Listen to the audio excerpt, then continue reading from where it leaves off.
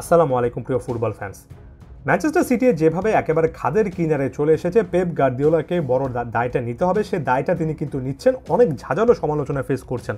তবে একই সঙ্গে এলিং হল্যান্ডের ক্ষেত্রেও কিছু না কিছু কথাবার্তা বলার থাকে এবং সেগুলো বলতে হবে না। শুরুতে আমি একেবারে ডিসক্লেমার দিয়ে দিচ্ছি, আমি ম্যানচেস্টার সিটির ব্যর্থতার পূর্ণ দায় বা সবচেয়ে বড় দায়টা এলিং হল্যান্ডের ঘাড়ে চাপাতে যাচ্ছি না।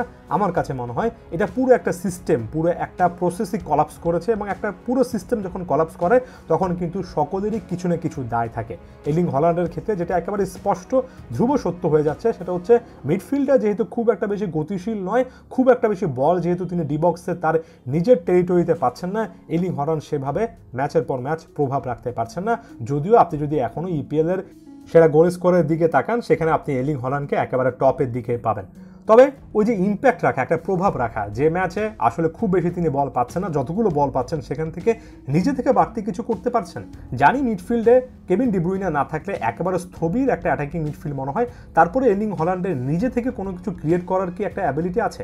এই ম্যাচটাতে কেভিন ডি ব্রুইনে ছিলেন, ফিল ফোডেন ছিলেন, ডোকু ছিলেন, বার্নার্ডো সিলভা ছিলেন, অর্থাৎ ম্যানচেস্টার সিটি বনাম ম্যানচেস্টার ইউনাইটেডের মধ্যকার ম্যাচের কথা বলছি, যেখানে সর্বশেষ ম্যাচটা সিটি 2-1 ব্যবধানে হেরে গিয়েছে। তবে তারপরও এলিং হল্যান্ডের কাছে কিন্তু বলের যোগান আসেনি। তবে যতটুকু এসেছে ততটুকুতেও কিন্তু এলিং হল্যান্ড তার সেই প্রভাবটা দেখাতে পারেননি। সবচেয়ে বড় কথা, যখন খুব একটা বেশি তিনি আসলে বলের যোগান পান না, জায়গা মতো বল পান না, তখন এলিং হল্যান্ডকে পুরো 90 মিনিটে সেভাবে খুঁজেও পাওয়া যায় না। যেমন 90 মিনিটে মাত্র 12টা পাস খেলেছেন, যার মধ্যে 6টা সাকসেসফুল ছিল, বাকি 6টা কিন্তু আসলে তিনি সাকসেসফুলি কমপ্লিট করতে পারেননি। এটাও প্রমাণ করে যে আসলে যখন একটা দল খারাপ খেলে, যখন এলিং হল্যান্ড গোল স্কোরিংয়ের করার মতো জায়গায় থাকেন না, তখন এলিং হল্যান্ডের খেলাটাও কিন্তু আসলে দেখার জন্য হলেও খুব একটা বেশি ভালো লাগে না, এক কথায় বাজে লাগে।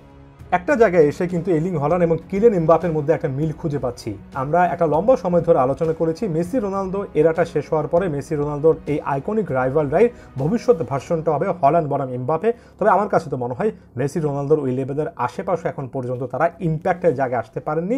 কি এলিং হল্যান্ড কি কিলিয়ান এমবাপে, তারা সেই প্রভাবটা রাখতে পারছেন না, যেটার মাধ্যমে তারা এমন কঠিন সিচুয়েশনে নিজেদের যোগ্যতায় একটার পর একটা ম্যাচ বের করে আনতে পারবেন। এবং এই জায়গা থেকে আসলেই 25 বছর বয়সে এমবাপে বা 24 বছর বয়সে এলিং হল্যান্ড ব্যর্থ হচ্ছেন। এবং তাই বলতে হয় এখনও ভেরি বেস্ট হতে হলে যা যা কিছু করা উচিত বা যা যা কিছু প্রমাণ করতে হবে, সেটার থেকে দুজনেই কিন্তু যথেষ্ট দূরে আছেন। এই যে এলিং হল্যান্ড প্রসঙ্গে বলছি, আরও একবার ফিরে আসি।